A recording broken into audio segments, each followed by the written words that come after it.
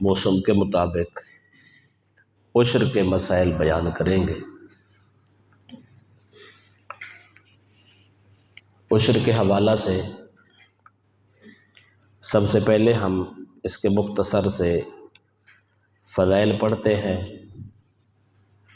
اس کے بعد عشر نہ دینے پر وعید اور اس کی سزائیں پڑھیں گے۔ تیسرے حصے میں ہم انشاءاللہ عشر کے مسائل پڑھیں گے۔ قرآن مجید فرقان حمید میں اللہ تبارک و تعالی نے عشر اور زکوٰۃ کے مسائل اور ان کے فضائل کو ذکر کیا ہے۔ متعدد بلکہ درجنوں احادیث میں رسول اکرم صلی اللہ علیہ وسلم نے بھی عشر دینے والوں کے فضائل، نہ دینے والوں پر وعید اور ان کے ساتھ ساتھ ان کے مسائل کو بھی بیان کیا ہے۔ قرآن اور احادیث ائمہ اور فقہا کی طے کردہ ضوابط و اصول کے تحت ہم پڑھیں گے۔ سب سے پہلے قرآن مجید فرقان حمید سورہ البقرہ میں اللہ تبارک و تعالی نے راہ خدا میں خرچ کرنے والوں کی بہت بڑی فضیلت بیان کی ہے۔ اس آیت کریمہ پڑھنے سے پہلے میں یہ عرض کرنا چاہتا ہوں، ہمارے دین میں اور ہماری شریعت میں ہر چیز کی ایک ترتیب ہوتی ہے۔ راہ خدا میں خرچ کرنے یا نیکی کرنے کے اصولوں میں سے ایک طے شدہ اصول یہ ہے، من جاء بالحسنۃ فلہ عشر امثالھا، جو آدمی ایک نیکی کرتا ہے اللہ ایک کے بدلے 10 گنا عطا کرتا ہے۔ یہ انٹرنیشنل لا ہے، ساری کائنات کے مسلمانوں کے لیے ہے، اللہ ایک کے بدلے 10 دیتا ہے۔ اس کے بعد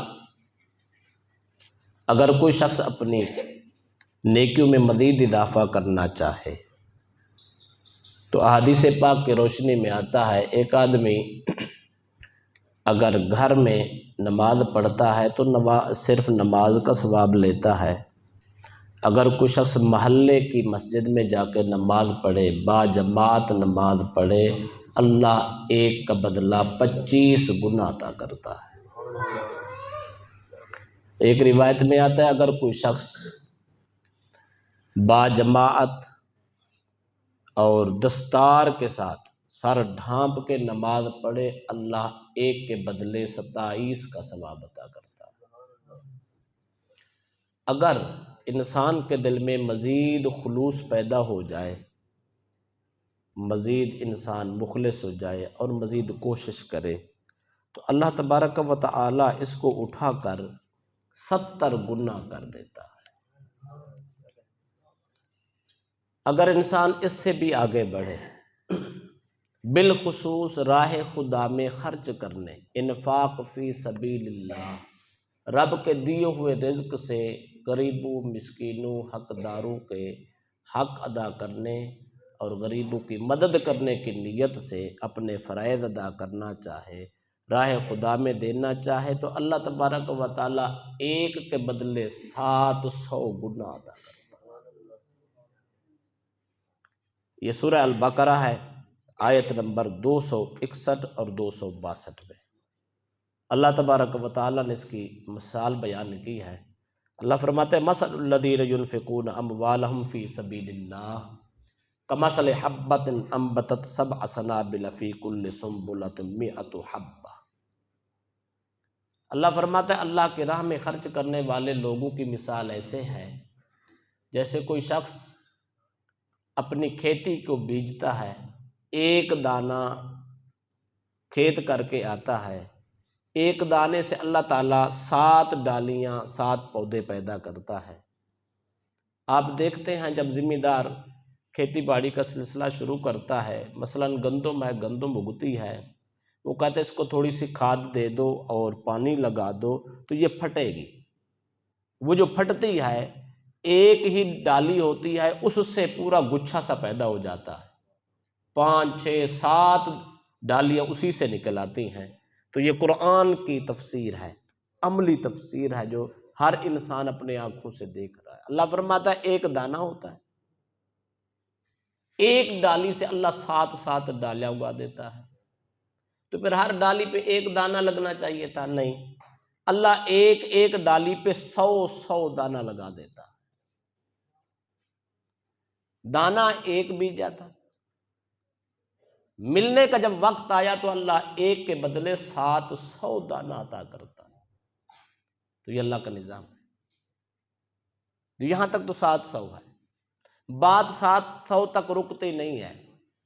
قرآن کا اگلا جملہ کہتا ہے واللہ یضاعف لمن یشاء واللہ واسع علیم۔ اگر اللہ چاہے تو اس کو دگنا کر دے، ایک کے بدلے 700 تھا، واللہ یضاعف لمن یشاء، رب جس کے لیے چاہتا ہے دگنا کر دیتا ہے، 7 کو دگنا کرے تو 1400 بنتا ہے۔ رب چاہے تو ایک کے بدلے 700 بھی عطا کرتا ہے، رب چاہے تو اللہ ایک کے بدلے 1400 بھی عطا کرتا ہے۔ پھر دیکھیں یہاں تک ہے حد بندی، تعداد ہے، لمٹ محدود سلسلہ ہے، لیکن اگر انسان مزید مخلص فی اللہ ہو جائے، کوئی دنیا داری نہیں، دکھلاوا نہیں، باقی معاملات نہیں، خالصتاً اللہ کی رضا کے لیے کام کرنا شروع کر دے، جتنا خلوص بڑھتا جاتا ہے اتنا برکت بڑھتی جاتی ہے، حتیٰ کہ وہ وقت آ جاتا ہے اللہ خود اعلان فرماتا ہے، اللہ فرماتا ہے جو میرے راہ میں میری رضا کی خاطر خلوص سے راہ خدا میں خرچ کرے گا، میں اس کو گن کر نہیں دوں گا، میں اس کو بے حساب عطا کروں۔ کئی لوگ ایسے بھی ہیں، آج بھی موجود ہیں، وہ اللہ کے ساتھ اتنا مخلصانہ اپنا معاملہ کرتے ہیں اور خرچ کرتے ہیں، اور پھر ان کو اللہ بے حساب دیتا ہے۔ وہ خود کہہ رہے ہوتے ہیں یار ہمیں سمجھ نہیں آتی آتا کہاں سے ہے اور کتنا آتا ہے۔ حتیٰ کہ کچھ لوگ ایسے ہوتے ہیں وہ حساب کرنا چھوڑ دیتے ہیں، گنتی کرنا چھوڑ دیتے ہیں، کہتے ہیں جب رب بے حساب دے رہا ہے تو حساب کرنے کی ضرورت کون سی؟ تو یہ اللہ کا نظام ہے۔ اس میں ایک بات اور اللہ پاک آگے بیان کرتا ہے، وہ قابل غور ہے۔ اللہ پاک فرماتا ہے الذین ينفقون اموالهم فی سبیل اللہ ثم لا یتبعون ما انفقوا منا ولا اذى۔ یہ جو اللہ پاک نے 700 گنا کا ذکر کیا یا دگنے کا ذکر کیا، اس میں 2 شرطیں ہیں۔ ایک شرط یہ ہے راہ خدا میں خرچ کر کے احسان نہیں جتلانا اور کسی کو تکلیف بھی نہیں دینی، یہ 2 شرطیں۔ اگر ایک آدمی کسی آدمی کو 1,00,000 روپیہ خدمت کر دے، 10 لاکھ خدمت کر دے، بلکہ میں یوں کہتا ہوں 1 کروڑ کسی غریب کی خدمت کر دے، زندگی کے کسی موڑ پہ وہ جا کے احسان جتلا دے، او بھائی میں نے تو تیری 1 کروڑ خدمت کی تھی، بس اتنا جملہ کہہ دے، اللہ فرماتا ہے تیرے 1 کروڑ روپے دینے کی ساری نیکی ختم۔ 1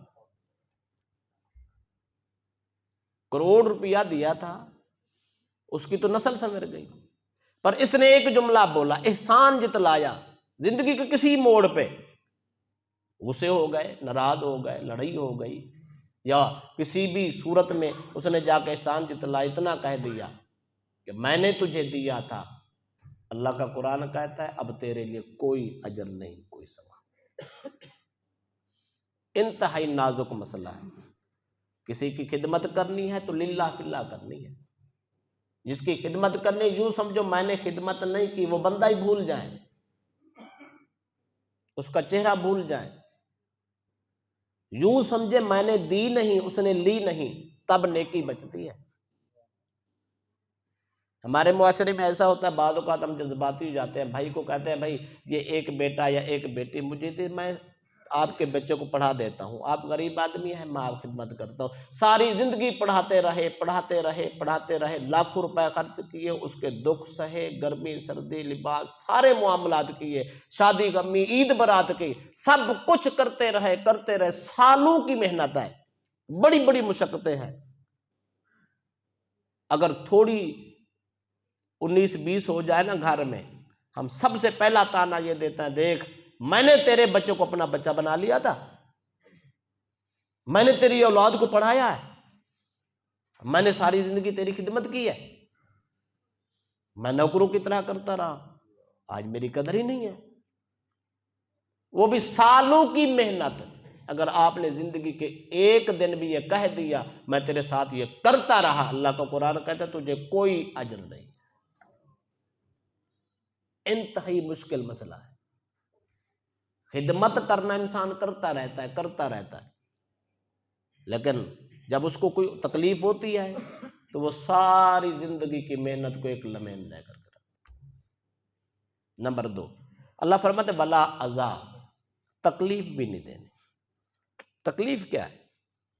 جس کی آپ نے خدمت کی، محنت کی، یا اس کو عشر دے دیا، زکوٰۃ دے دی، یا خدمات ویسے خدمت نفلی کر دی، کہیں ایسا موقع آیا آپ نے اس کو دبایا، زبردستی اپنا نفع لیا، اپنا کام لیا، کوئی اپنے حق میں فیصلہ لے لیا، اپنے حق میں گواہی دے دی کہ میں اس کو ساری زندگی زکوٰۃ دیتا رہا، عشر دیتا رہا، میرے ہی تو گندم پہ پلتا رہا ہے، آج ناجائز کیس کر دیا اور کوئی گواہی نہیں دیتا تھا، اسی غریب کو پکڑ کے لے آیا، آجا بھی۔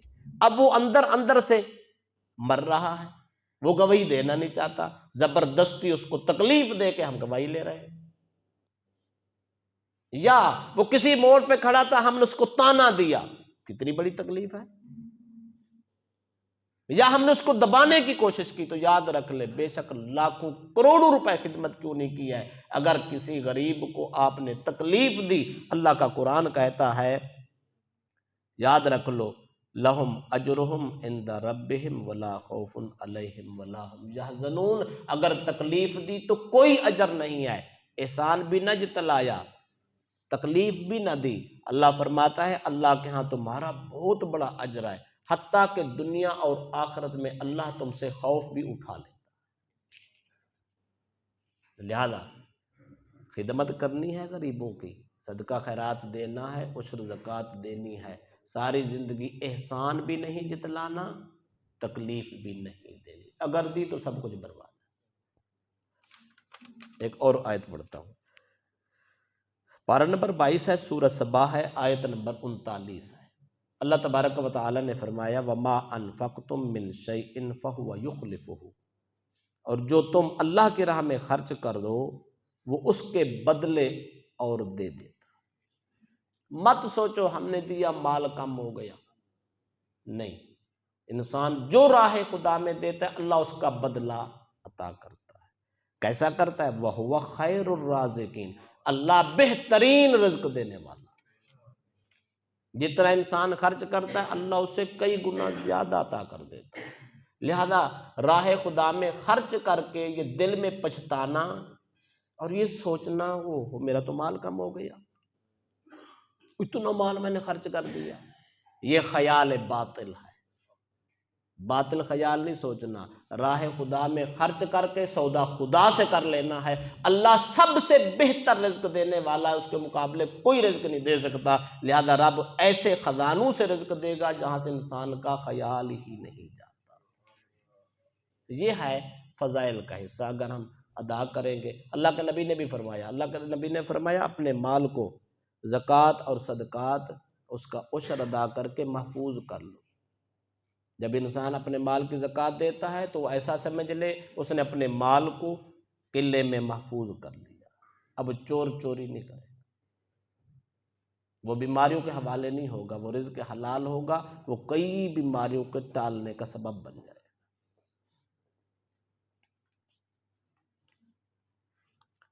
حضرت جابر رضی اللہ عنہ سے روایت رسول اکرم صلی اللہ علیہ وسلم نے فرمایا جو شخص اپنے مال کا عشر زکوٰۃ ادا کر دیتا ہے وہ شر سے بچ جاتا ہے۔ مال میں بہت بڑا شر ہے، جو آدمی ادا کرتا ہے اللہ شر سے محفوظ کر لیتا ہے۔ اگلی بات کرنا چاہتا ہوں، اگر کوئی شخص زکوٰۃ نہیں دیتا، عشر نہیں دیتا، حق ادا نہیں کرتا تو اس کی سزا کیا ہے؟ قرآن کی آیت ہے، سورہ پارہ نمبر 4 ہے، سورہ آل عمران آیت نمبر 180 ہے۔ اللہ پاک فرماتا وَلَا يَحْسَبَنَّ الَّذِينَ يَبْخَلُونَ بِمَا آتَاهُمُ اللَّهُ مِنْ فَضْلِهِ هُوَ خَيْرٌ لَّهُمْ بَلْ هُوَ شَرٌّ لَّهُمْ۔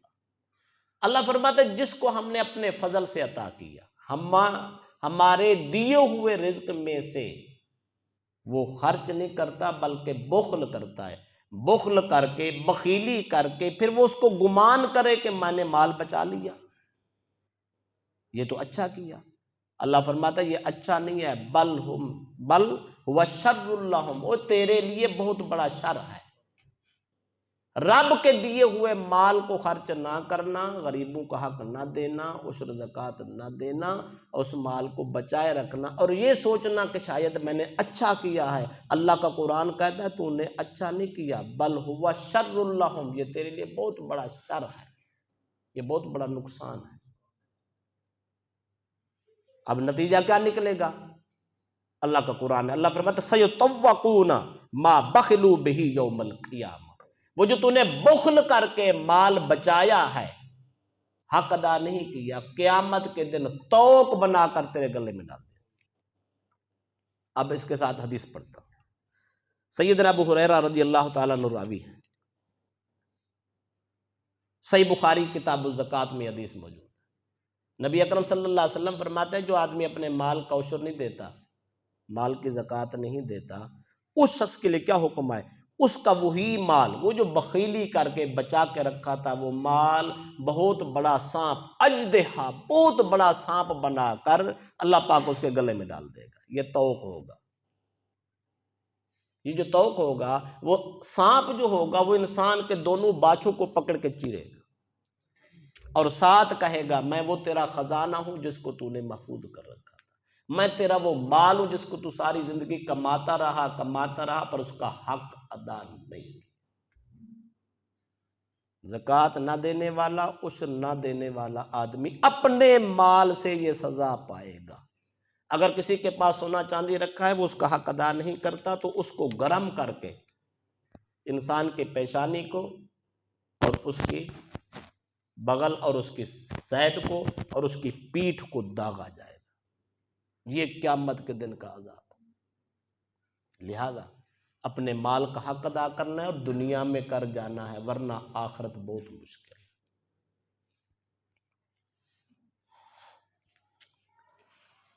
اب رہ گیا عشر کس کو کہتے ہیں؟ عشر کی پہلے تعریف سن لیں۔ عشر کہتے ہیں زمین سے نفع حاصل کرنے کی غرض سے اگائی جانے والی چیز کی پیداوار پر جو زکوٰۃ ہوتی ہے اس کو عشر کہتے ہیں۔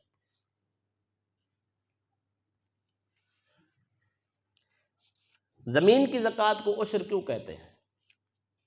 عشر اس لیے کہتے ہیں کہ زمین سے پیداوار جو ہوتی ہے اس سے جو اراہ خدا میں حصہ دیا جاتا ہے وہ 10واں حصہ ہوتا ہے، عموماً 10واں حصہ ہوتا ہے، تو عربی زبان میں 10ویں کو عشر کہتے ہیں، تو اس لیے اس کا نام عشر پڑ گیا ہے۔ یہ بھی زکوٰۃ، پیسے کی زکوٰۃ الگ ہے، سونے چاندی کی زکوٰۃ، اس کو زکوٰۃ ہی بول دیتے ہیں، پر زمین کی پیداوار سے جو زکوٰۃ دی جاتی ہے اس کو عشر بولتے ہیں۔ اس پر رسول اکرم صلی اللہ علیہ وسلم نے اس کی تقسیم کی ہے۔ تاجدار کائنات صلی اللہ علیہ وسلم فرماتے ہیں اگر کسی شخص کی زمین ایسی ہو جو اپنے خرچے پہ وہ اس کی دیکھ بھال کرتا ہو، اس کو پانی لگاتا ہو، اس کو کھیت کرتا ہو، ٹوٹل اپنا خرچہ ہو، تو اس کا 20واں حصہ دینا ہے۔ اگر بارشی پانی سے، نہری پانی سے، قدرتی وسائل سے وہ سیراب ہوتی ہے تو اس کا 10واں حصہ دینا ہے۔ ہمارا جو یہ علاقہ ہے یہ بارانی علاقہ ہے، شاید کسی آدمی نے 2 پانی لگائے ہوں گے ورنہ 1 پانی لگایا۔ عام فصل دیکھیں تو وہ 4-5 پانی ملتے ہیں پھر جا کے پکتی ہے۔ اگر ایک آدمی نے 1 پانی لگایا تو اس کا کوئی اعتبار نہیں ہے، 2 لگائے تو کوئی اعتبار نہیں ہے، تو وہ بارانی شمار ہو گئی۔ 10واں حصہ عشر دینا واجب اور ضروری ہے۔ زمین کی پیداوار کون کون سی چیز ہے، کس چیز پہ عشر دینا چاہیے؟ ہمارے ہاں سوا گندم کے تو رواج ہی نہیں ہے، وہ بھی گندم کا عشر بھی لوگ دینے کے لیے تیار نہیں ہے۔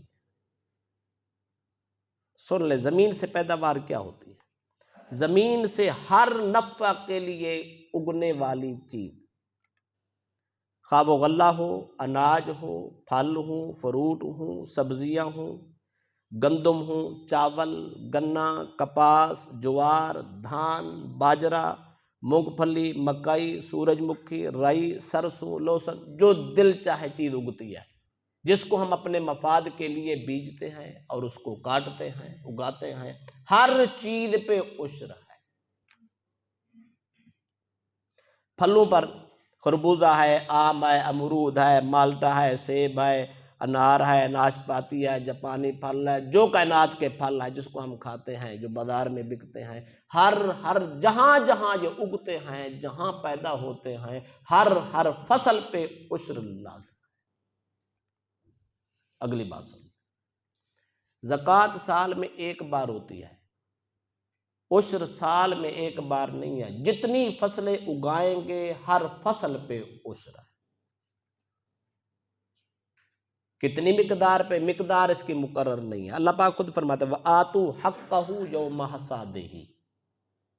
اللہ پاک نے اس کو سورہ الانعام آیت نمبر 41 میں 141 پڑھ رہا ہوں، اس سے پہلے اللہ پاک نے پوری ڈیٹیل بتائی ہے۔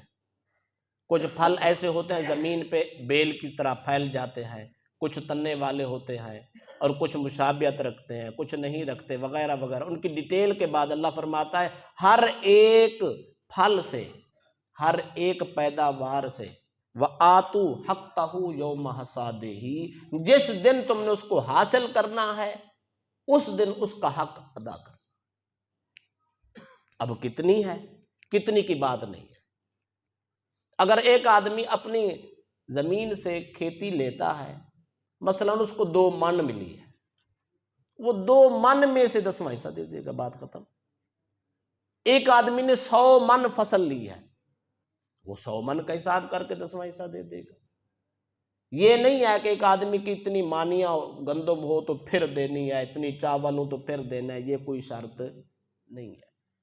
زمین سے جتنی پیداوار آپ حاصل کرتے ہیں اس پہ عشر ہے، یہ عشر دینا واجب اور ضروری ہے۔ اگلی بات سنیں، اگر کوئی شخص اپنی زمین کا عشر نہیں دیتا، پیداوار کا عشر نہیں دیتا، وہ اس وقت تک حرام ہے جب تک اس کا حصہ ادا نہیں۔